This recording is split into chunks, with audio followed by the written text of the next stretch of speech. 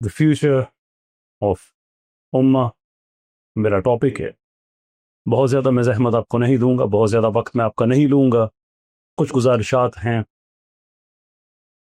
کہ جو تاریخی پیٹرنز ہیں مستقبل سازی کا وہ کیا ہے، ہم کہاں کھڑے ہیں، مستقبل بنانے کے لیے انگریڈینٹس کیا چاہیے ہوتے ہیں، کیپیسٹی کیا چاہیے ہوتی ہے، انٹینٹ کیا چاہیے ہوتا ہے، اور پھر ہم تھوڑا سا انالیسس کریں گے کہ ہم وہ چیزیں رکھتے ہیں یا نہیں رکھتے، اور اس کے بعد پھر ہماری ذمہ داری کیا ہے. اور وہاں پہ میں اپنی گفتگو کو میں ختم کروں گا. دیکھیے، بہت ہی ایک کمال فارمولا 1984 یہ ناول ہے، اس میں ہمیں ملتا ہے کہ the one who controls your past is the one who controls your future, and the one who controls your present is the one who controls your past. کہ جس نے آپ کے ماضی پہ قبضہ کیا ہوا ہے وہی آپ کے مستقبل پہ قبضہ کرے گا. اور آپ کے ماضی پہ کس نے قبضہ کیا ہے؟ وہ جس نے آپ کے حال میں قبضہ کیا ہوا ہے. اس کا مطلب یہ ہے کہ جس نے آپ کے حال پہ قبضہ کیا ہوا ہے وہ آپ کے ماضی کی تاریخ کو دوبارہ سے ریکریٹ کر سکتا ہے. جیسے آپ نے پاکستان میں دیکھا ہوگا، ایک سیکولر پروجیکٹ ہے پرویز بوئے صاحب کا، سید مزمل صاحب کا، یہ ڈاکٹر تیمور رحمان صاحب بھی جیسے لوگوں کا، فیصل ورائی صاحب بھی اس میں شامل ہیں، اور لوگ بھی ہیں اس میں، کہ یہ پاکستان کے ماضی کے حوالے سے آپ کو کوئی اچھی بات نہیں بتاتے، بلکہ انہوں نے مذاق بنایا ہوا ہے مطالعہ پاکستان کی تاریخ. کیونکہ وہ کیا چاہتے ہیں کہ وہ پاکستان سٹڈیز کو سیکولر سٹڈیز کے فریم ورک میں ڈھال کر آپ کے سامنے پیش کریں، جس میں آپ کو جناح بھی اچھے نظر نہ آئے، اقبال بھی اچھے نظر نہ آئے، پاکستان بننے سے پہلے سینکڑوں برس پہلے جو لوگ گزر گئے ہیں، جس میں محمود غزنوی ہیں، جس میں ابن قاسم ہیں، جس میں اور لوگ ہیں. ٹھیک ہے، یہ انسان ہیں، بشری طور پہ ان سب سے غلطیاں ہوئی ہوں گی. ہمارا یہ کوئی دعویٰ نہیں ہے کہ یہ سب کوئی پیغمبرانہ صلاحیتیں رکھتے تھے، ہم یہ نہیں کہتے. لیکن یہ کیسے ہو سکتا ہے کہ آپ کی تاریخ میں کوئی اچھا انسان گزرا ہی نہیں؟ تو چونکہ ان کے پاس ہمارے پریزنٹ پہ انہوں نے یہ قبضہ کیا ہوا ہے تھرو میڈیا، تو یہ آپ کی تاریخ پہ قبضہ کر رہے ہیں. تو اس سے ہوگا کیا؟ جب آپ کی تاریخ پہ قبضہ ہو جائے گا تو آٹومیٹکلی پھر یہ آپ کو بتائیں گے کہ آپ کا فیوچر کس طرف ہوگا، اس لیے کہ اس تاریخ کی طرف تو آپ جا نہیں سکتے. اب اس تاریخ میں کون ہے؟ مثال کے طور پہ ہماری تاریخ میں ہمیں ملیں گے خوارزمی. کون خوارزمی؟ جن کے میتھمیٹیکل الگوریدمز پہ آج ماڈرن لیپ ٹاپس کمپیوٹرز بنتے ہیں. ہماری تاریخ میں ملیں گے آپ کو ابن نفیس، جن کے کارڈیو ویسکولر سسٹمز پہ جو انہوں نے محنت کی، دنیا میں آج بھی بڑے بڑے ہسپتالوں میں ان کے فارمولاز کو استعمال کیا جاتا ہے. ابن شاطر ملیں گے، جن کی رائٹنگز نے انسپائر کیا کپرنکس کو کہ انہوں نے جیو سینٹرک ماڈل سے دنیا کو ہیلیو سینٹرک ماڈل پہ لے کے گئے. اور ملیں گے آپ کو ابن الہیثم، جنہوں نے جو سائنس آف لائٹ ہے اس پہ اتنا کام کیا کہ آج دنیا میں بہت سی جو لائٹس اور کیمراز اور یہ جو ٹیکنالوجیز ہیں یہ ان کے فارمولاز پہ ہیں. جنہوں نے سائنٹیفک میتھڈ دنیا کو دیا کہ سائنٹیفک انویسٹیگیشن کیسے کی جاتی ہے. لیکن آپ ہمارے سیکولر سے پوچھیں گے تو وہ بتائیں گے کہ ان کو مارا گیا، پیٹا گیا، پھر امام غزالی آئے، انہوں نے تحوت الفلاسفہ لکھی اور ساری سائنس ختم کر دی، یہ کر دیا، وہ کر دیا. ان میں سے کوئی ایکسپرٹ نہیں ہے ہسٹری کا، لیکن انہوں نے چونکہ آپ کے مستقبل پہ قبضہ کرنا ہے تو یہ نہیں چاہتے کہ آپ اس عہد کو ریوائیو کریں. آپ سائنس کی طرف جائیں تو سیکولرزم کی پریمس پہ جائیں، اسلامک پریمس پہ نہ جائیں. کیونکہ جن لوگوں کا میں نے نام لیا ہے یہ اس مزاج کے لوگ تھے، آپ فقہی طور پہ ان سے اتفاق کرے اختلاف کرے وہ آپ کا حق ہے، لیکن یہ اس مزاج کے لوگ تھے کہ ان کی اپنی لیبارٹریز تھی جہاں پہ یہ کیمسٹری پہ تجربات کیا کرتے تھے اور ساتھ یہ جمعہ بھی پڑھایا کرتے تھے.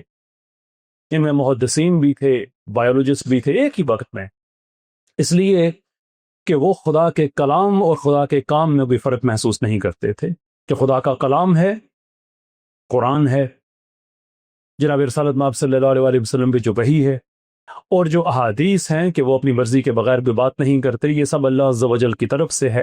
اور یہ جو کائنات کا نظام ہے یہ خدا کا کلام نہیں بلکہ یہ خدا کا کام ہے، تو جس خدا کا کلام پڑھتے ہیں اسے خدا کے کام کو ہم ایکسپلور کر رہے ہیں، نئے ستارے، نئی گیلیکسیز۔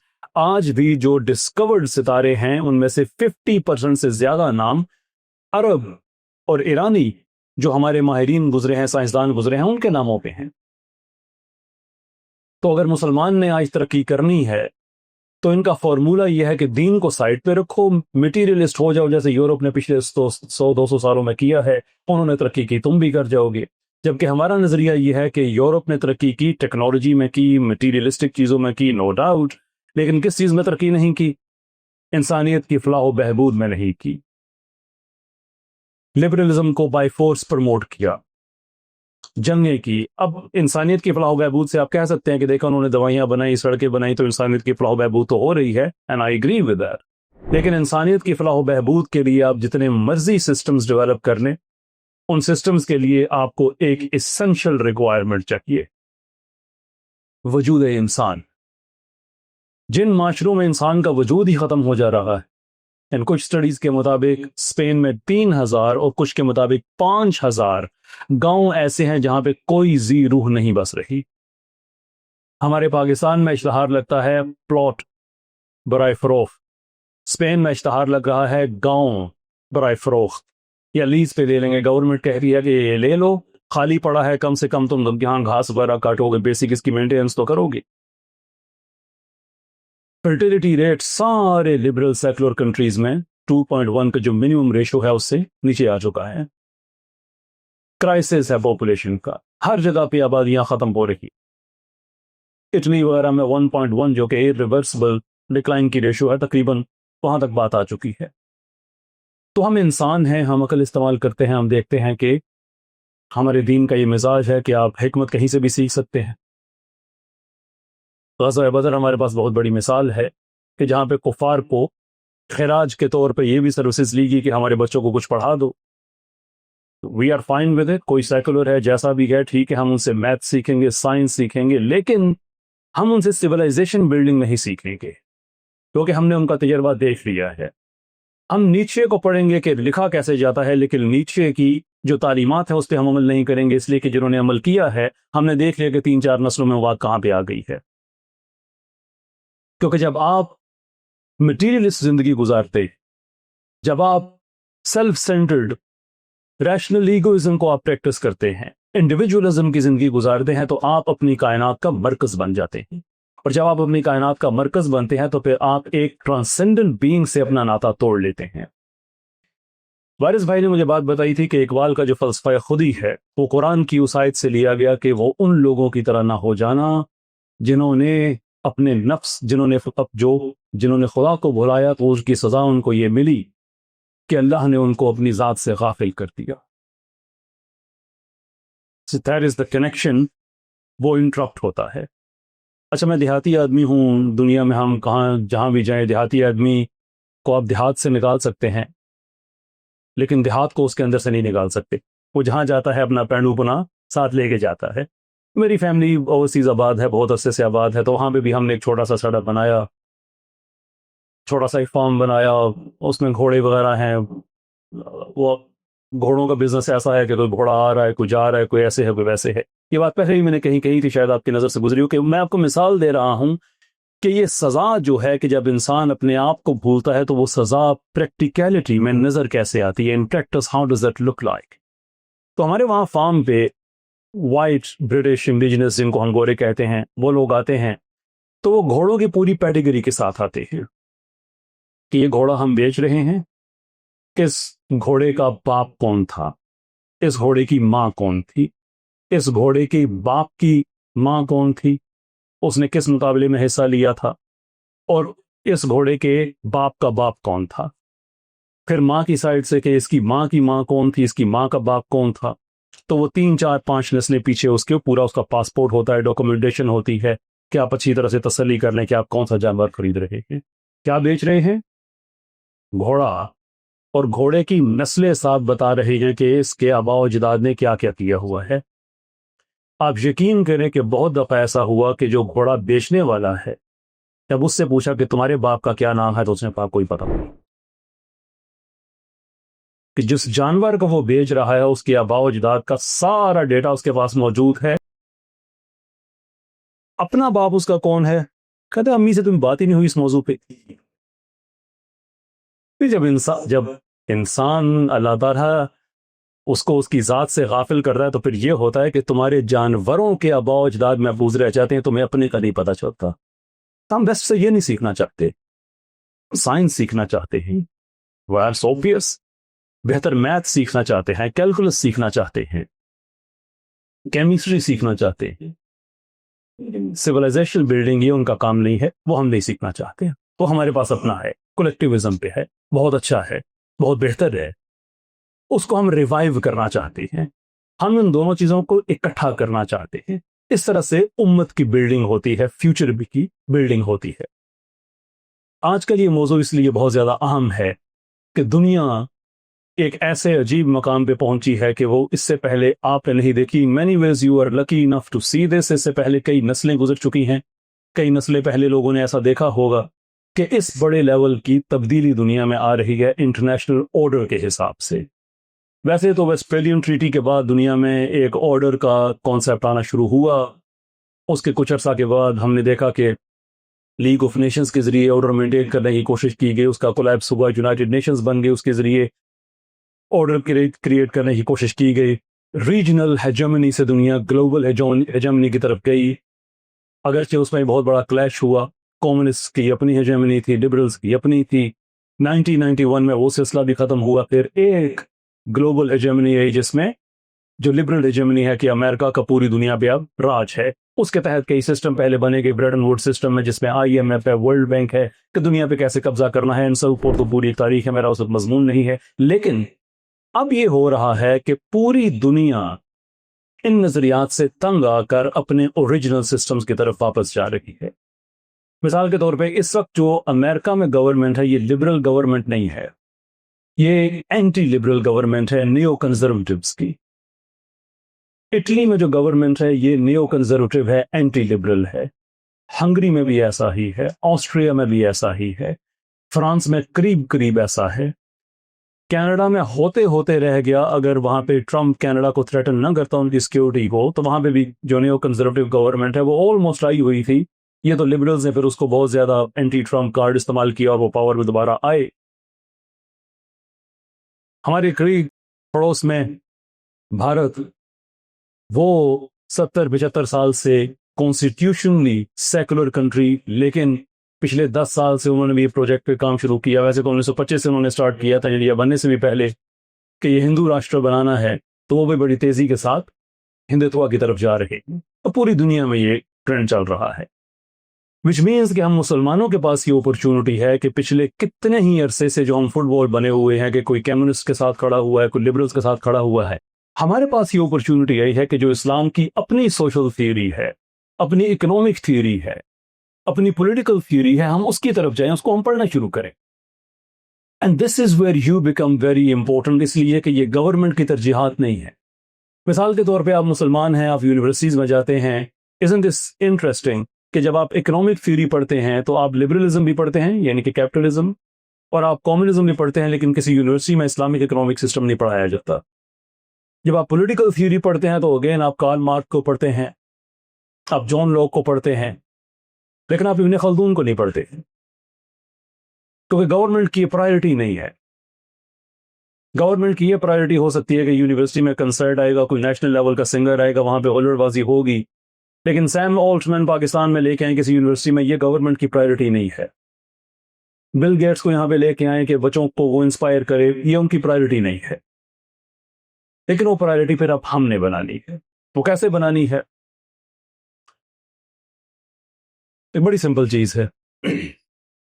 سورہ مومنون کے ٹورڈز دی اینڈ اللہ تعالیٰ نے ایک آیت میں 2 ریٹوریکل کوسچنز پوچھے ہیں. ہم جانتے ہیں جو ریٹوریکل کوسچن ہے یہ کیا ہوتا ہے.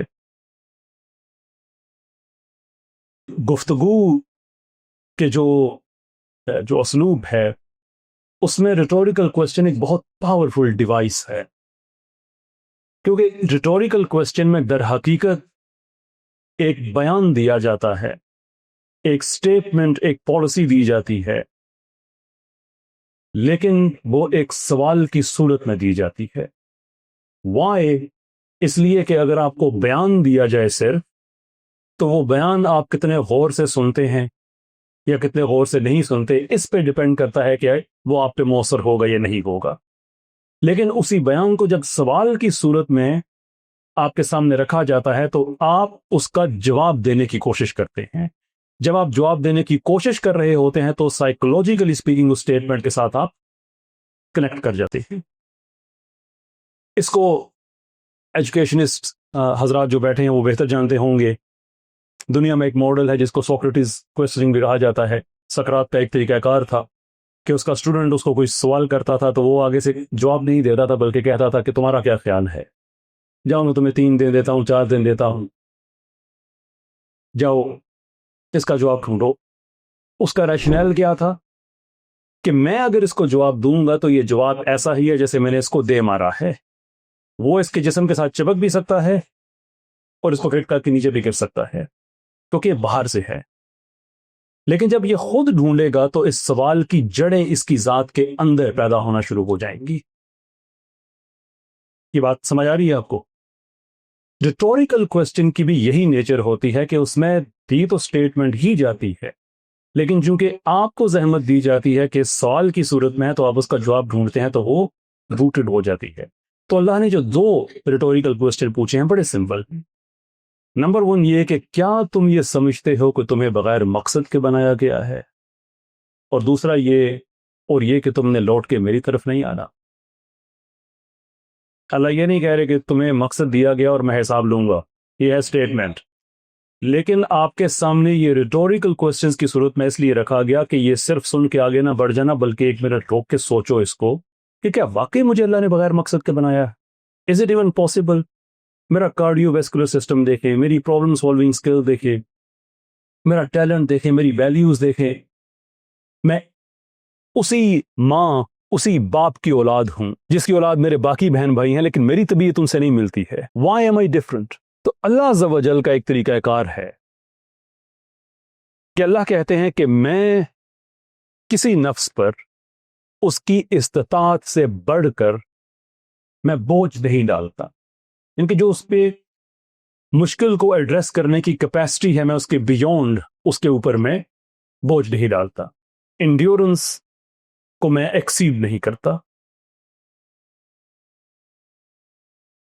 اب اس دنیا میں ہم آئے ہیں مشکل کے لیے یا آسانی کے لیے؟ لقد خلقنا الانسان فی کبد، خدا نے تو کلیئر کیا ہے، انتہائی کلیئر بات ہے کہ یہاں بھی عیاشی کے لیے کوئی نہیں آیا، بے شک انسان کو مشکل کے لیے یا مشکل میں پیدا کیا گیا۔ تو دنیا میں آنا تو اللہ تعالیٰ نے بتا دیا کہ یہ مشکل معاملہ ہے، اور ساتھ یہ بھی بتا دیا کہ کوئی مشکل تمہاری استطاعت سے بڑھ کر نہیں ہے۔ تو ان ساری چیزوں کو ہم کلیکٹ کرتے ہیں کہ ایک طرف اللہ کہتے ہیں کہ دنیا مشکل اور تمہاری استطاعت سے بڑھ کر مشکل نہیں، اس کا مطلب یہ ہے کہ اس دنیا میں اللہ عز و جل نے اگر بھیجا ہے تو پھر ہمیں اس مشکل کو ایڈریس کرنے کے لیے بھی اس نے کچھ نہ کچھ ہمیں دیا ہے۔ میں as a life coach I don't even recount میں کتنے لوگوں کے ساتھ میں کام کر چکا ہوں، لیکن اس معاملے میں جو میرا تجربہ ہے میں آپ کے ساتھ شیئر کرنا چاہتا ہوں کہ اللہ عز و جل نے ایک پیکیج انسان کو دیا ہے جو کہ 2 چیزوں پہ مشتمل ہے، ہر انسان کا یونیک ہے۔ ایک اس کا ٹیلنٹ اور ایک اس کی ویلیوز، وہ اقدار جو وہ پیدائشی طور میں لے کے پیدا ہوا ہے۔ میں ان اقدار کی بات نہیں کر رہا جو آپ کی پوری فیملی کی ویلیو ہوتی ہیں، میں اس کی بات نہیں کر رہا جو آپ کی ذاتی ویلیوز ہیں۔ مثال کے طور پہ کوئی کام اگر آپ نے کرنا ہے، کچھ لوگ ہوں گے جو کہیں گے ابھی کے ابھی اس کو کرو، فنش کرو، کچھ لوگ ہوں گے کہیں گے اس کو آخری ٹائم تک ڈیلے کرو، شاید میرے ڈیلے کرنے سے ہو کہ کوئی اور کر لے۔ ہر انسان کی اپنی اپنی ویلیوز ہیں۔ بل گیٹس نے ایک بات کہی تھی کہ میری کمپنی میں جو مشکل پروسیسز ہیں وہ میں سب سے جو لیزی آدمی ہے میں اس کو دے دیتا ہوں، کیونکہ وہ اپنے لیزینس کی وجہ سے اسی کام کرنے کا کوئی آسان طریقہ ڈھونڈ لیتا ہے۔ جو بعد میں باقی سب پہ کام آ جاتا ہے. ویلیو ہے. لیزی آدمی کی ویلیو ہوتی وہ ڈھونڈ لیتا ہے کوئی نہ کوئی الٹرنیٹو. تو یہ ہر انسان کی, یہ جو ایک ماں باپ کے 4-5 بچے ہیں سب کی طبیعتیں آپس میں نہیں ملتی. Isn't that amazing؟ آپ اپنی فیملی میں دیکھیں, اپنے کزنز میں دیکھیں, اپنا بچپن دیکھیں. آپ کی فیملی میں ایک بچہ ایسا ہے جو شرارت کرتا ہے, ہمیشہ پھینٹی کھاتا ہے. ایک بچہ ایسا ہوگا جو سب سے شرارتیں کراتا ہے, سب کو پھینٹی پڑوا لیتا ہے, لیکن اس کو کوئی آدمی پیچھے اس کی طرف دھیان ہی نہیں جاتا, لیکن ماسٹر مائنڈ وہ ہوتا ہے, وہ اس کی ویلیوز ہیں. یہ بادشاہ گر ہے, یہ بڑی نعمت ہے ایسا بچہ. اس کو اگر آپ پالیں اس کی اس صلاحیت کے مطابق, یہ بہت کچھ کر سکتا ہے. یہ ڈپلومیٹ بچہ ہے. تو ڈپلومیسی کا جو ایپیکس ہے, the best of the best that you can get as a diplomat, it goes something like this, that you make someone do something that you want them to do, but they are doing it thinking that they want to do it. جو سب سے بہترین چیز آپ کر سکتے ہیں نا, کہ آپ کسی سے کام کرائیں اپنی مرضی کے مطابق, لیکن وہ اس احساس میں کر رہا ہے کہ یہ تو میں خود چاہتا ہوں. It's like borderline evil, but very beneficial as well. آپ کے اندر کیا ویلیوز ہیں؟ کامیابی کے لیے جناح چاہیے. جو جناح کی ویلیوز ہیں وہ اقبال کی نہیں ہے. اقبال پیپلز پرسن نہیں ہے.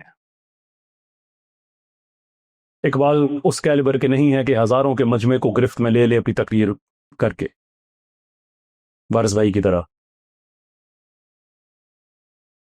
وہ نہیں کر سکتے, لیکن وہ جناح کو جناح سے انٹروڈیوس کر سکتے ہیں کہ تم کون ہو, you are much better than what you doing. وہ ان کی ویلیو ہے. یہ آپ کو مختلف ایگزامپلز دے رہا ہوں کہ you can relate and you can explore. اور اس کے بعد آپ کے پاس 1 مہینہ ہے ایک ٹاسک کے طور پہ, کہ میں نے 1 مہینے میں اپنے آپ کو ایویلویٹ کرنا ہے کہ میرا ٹیلنٹ کیا ہے اور میری ویلیوز کیا ہیں. یہ اس آیت کا پہلا حصہ آپ نے پھر سر کر لیا. جو دوسرا حصہ ہے کہ اب میں نے چونکہ حساب دینا ہے کہ اللہ نے اس مشکل میں مجھے بھیج کر میرے اندر یہ ویلیوز, یہ ساری مجھے وہ سارے ٹولز دے دیے ہیں جس سے میں نے ایڈریس کرنا ہے کہ یہ بھی اللہ کا فیصلہ ہے. Now the question is کہ میں اس کو اپنے دین کے لیے کیسے استعمال کر سکتا ہوں یا کر سکتی ہوں. آپ بہت اچھے سائنٹسٹ بن سکتے ہیں, اور یہ بات یاد رکھیں کہ سائنس کے بارے میں اگین یہ شاید مجھ پہ کبھی فتویٰ لگ جائے, لیکن up until now I absolutely believe کہ آج کے عہد میں سائنس پڑھنا, فلسفی پڑھنا یہ فرض کفایہ ہے. It's a communal obligation. اگر آگے بڑھنا ہے تو ہر عہد کے ساتھ ہم آہنگ ہونا ہے, اور یہ ہمیں اللہ کی سنت میں نظر آتا ہے. جب موسیٰ علیہ السلام کو جب بھیجا گیا تو اس زمانے میں سحر کا پیراڈائم تھا. بڑے بڑے ساحر تھے کہ اللہ تعالیٰ نے قرآن میں ذکر کیا کہ ان کے سحر کے سامنے جناب موسیٰ علیہ السلام کو بھیجا گیا کہ ان کا سحر انیفیکٹو ہوا. اللہ عز و جل نے اس زمانے کا جو ڈومیننٹ پیراڈائم ہے اس کے ڈائریکٹ کاؤنٹر میں ایک ایسی چیز بھیجی جو اس سے بہتر ہے, کہ اس زمانے کے سے مطابقت رکھ رہی ہے. جب قرآن نازل ہوا تو یہ لنگوسٹک بریلینس کا ایک ایپکس پیراڈائم تھا. عرب لوگ لسانیات میں اتنے ماہر تھے کہ چلتے پھرتے دیواروں پہ شاعری کرتے تھے, فی البدی بیٹھے درجنوں شعر کہہ دیتے تھے. ان کے سامنے ایک واقعہ رکھو, اس واقعے پہ اسی وقت نظمیں لکھ دیتے تھے. تو اللہ عز و جل نے قرآن کو اس انداز میں نازل کیا کہ جس نے سب سے پہلے مٹیریلسٹکلی اسپیکنگ ان کی اس شاعری کو ڈیفیٹ کیا کہ اس کو امیٹیٹ کر کے دکھاؤ, اس کو کاپی کر کے دکھاؤ, اس میں چیزیں لکھی ہیں اس کا جواب دے کے دکھاؤ. اس عہد کے ساتھ جن کے اس عہد کا جو ڈومیننٹ پیراڈائم ہے, آج کے زمانے کا جو ڈومیننٹ پیراڈائم ہے یہ سائنس ہے, فلسفی ہے, کریٹیکل تھنکنگ ہے, ایموشنل انٹیلیجنس ہے. تو آج کے زمانے کا مومن کریٹیکل تھنکر ہونا اس کا ایبسولوٹلی نیسیسری ہے. جس مرضی سائنس کی فیلڈ میں آپ جا سکتے ہیں, 1 مہینہ جو میں نے کہا اس کو آپ ٹائم لیں, maybe you can become a brilliant information scientist, maybe you can become a conscious scientist, maybe in physics, maybe in chemistry, maybe in quantum physics. کہ ساری فیلڈز کھلی ہوئی ہیں. مے بی سائنس آپ کی field نہیں ہے, may be it is فلسفی. ٹھیک ہے, سائنس اور میٹا فزکس کو ہم کیسے آپس میں اکٹھا کر سکتے ہیں؟ It's about time. I mean metaphysics کو کبھی بھی سائنس سے جدا نہیں کیا جا سکتا, لیکن پچھلے 200 سالوں میں جو ہمارے سامنے سائنس کا ایک نئی جنریشن آئی ہے, انہوں نے میٹا فزکس کو سائنس سے دور کیا. It's about time that we include back into it. اس سے ہمارا مستقبل بنتا ہے, اور یہ ضروری اس لیے ہے. میں بس اپنی بات کہہ کے آپ سے اجازت چاہتا ہوں. کئی دفعہ میں نے یہ شعر پڑھا, شاید کبھی آپ نے پہلے سنا ہو. حضرت مروندی کی ایک ایسی نظم ہے کہ جس میں اٹس لائک اے میز, کہ جتنا آپ اس کے اندر گھستے ہیں اتنا ہی آپ اس کے اندر پھنستے چلے جاتے ہیں, ایک ایک لفظ پہ, ایک ایک مصرے پہ. اس کا ایک شعر مثال کے طور پہ کہ اگرچہ قطرہ شبنم نپویت برسر خارے, من ما قطرہ شبنم بنو کے خار بھی رقصن. کہ میں آپ کو صرف اگزامپل کے طور پہ وہ شعر, اس کے نظم کا متعارف کرا رہا ہوں. جو شعر میں نے آپ کے سامنے پڑھنا ہے, جو شعر کرنا ہے, وہ اس کے بعد ہے کہ عام طور پہ جب ہم شبنم کے قطروں کی باتیں کرتے ہیں تو کیا کہتے؟ ہری بھری نرم نرم گھاس تھی جس پہ شبنم تھی, سبز پتے تھے, شبنم ٹپک رہی تھی. یعنی کہ شبنم کو ہم نے ہمیشہ بیوٹیفائی کیا ہے. وہ کہتے ہیں کہ اگرچہ قطرہ شبنم نپویت برسر خارے, یہ بات درست ہے کہ جو شبنم کا قطرہ ہے اس کانٹے پہ نہیں گرتا, یعنی کانٹے کے ساتھ اس کا ذکر نہیں کرتے. منم آ قطرہ شبنم بنو کے خار بھی رقصم, لیکن میرا نصیب دیکھیں کہ میں ایسا قطرہ ہوں شبنم کا کہ جو نہ صرف یہ کہ کانٹے پہ گرا ہوں, بلکہ اس کی نوک پہ رقص کرنے پہ مجبور ہوں. It is so deep and profound کہ میں بات کر رہا ہوں اور میرے جسم کے بال کھڑے ہو رہے.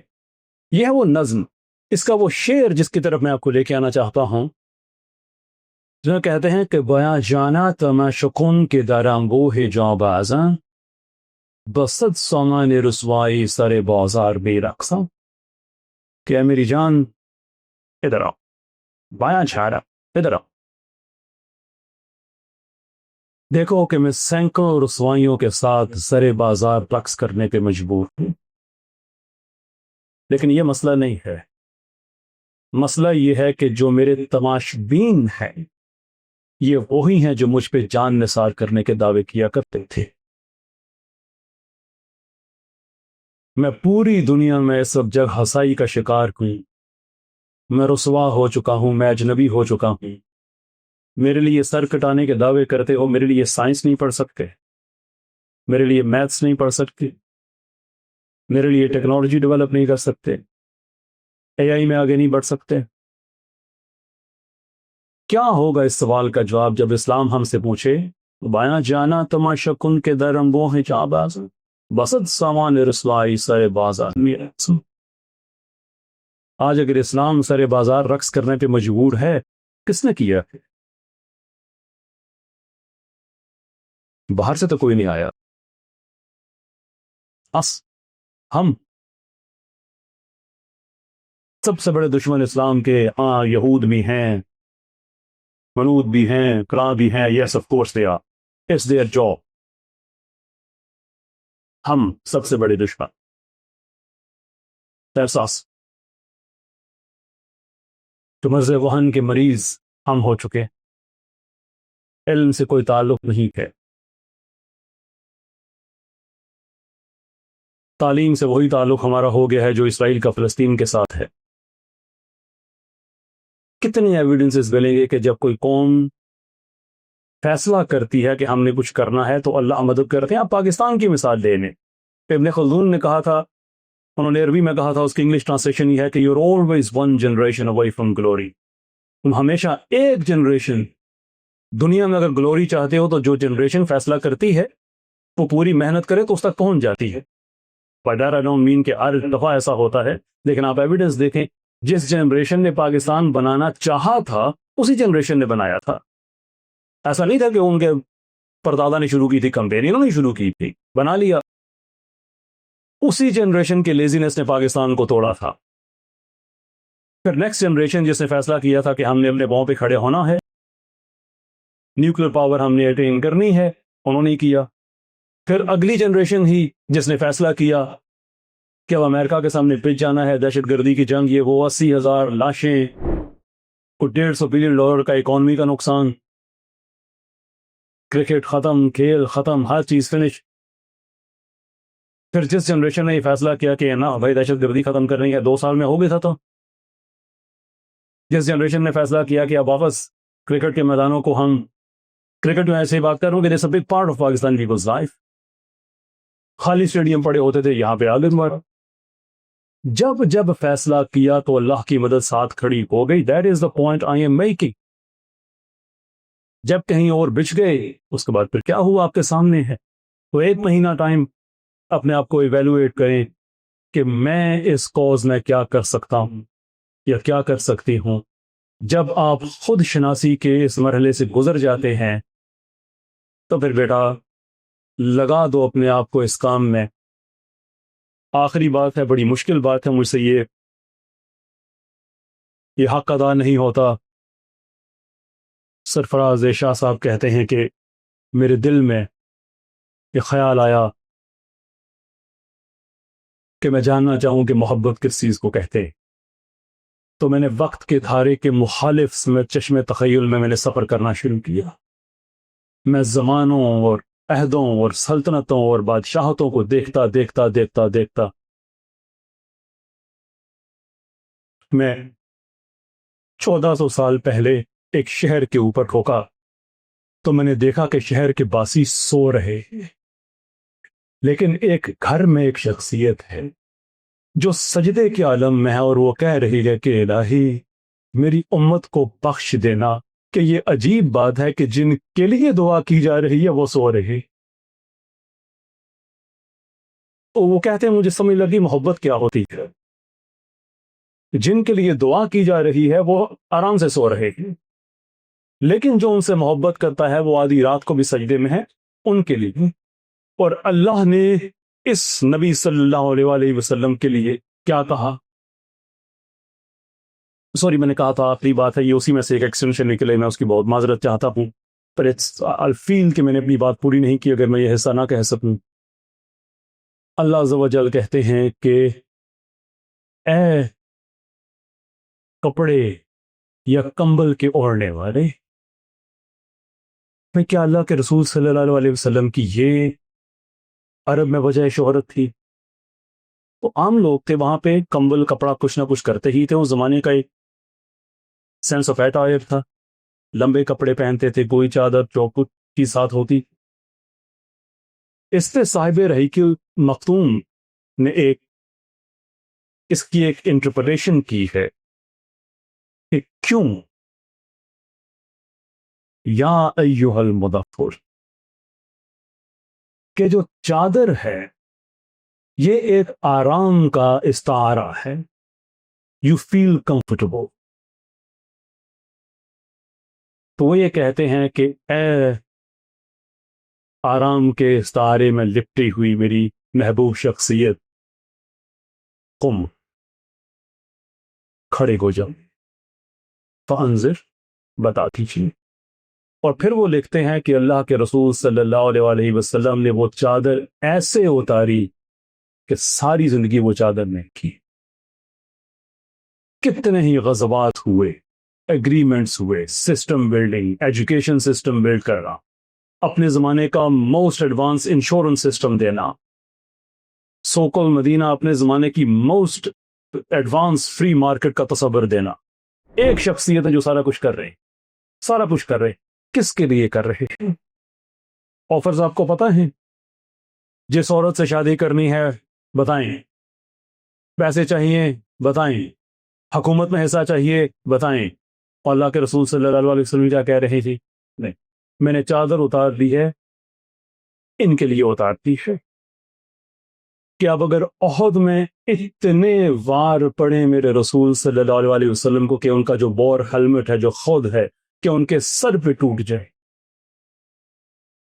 کہ ان کا مبارک خون نہ رکے، اور ان کی بیٹی آ کے کس طرح سے ان کا خون روک، imagine for a minute all of that for who؟ کس کے لیے؟ یہ بات بھی بڑی عام ہے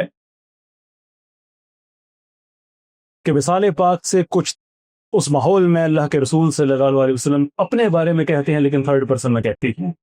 مفہوم اس حدیث کا یہ ہے کہ اللہ نے اپنے بندے کو یہ آپشنز دیے کہ وہ اس دنیا میں جو ہے وہ لے لے یا جو اس کے رب کے پاس ہے وہ لے لے، تو اس نے چوز کیا کہ جو اس کے رب کے پاس ہے.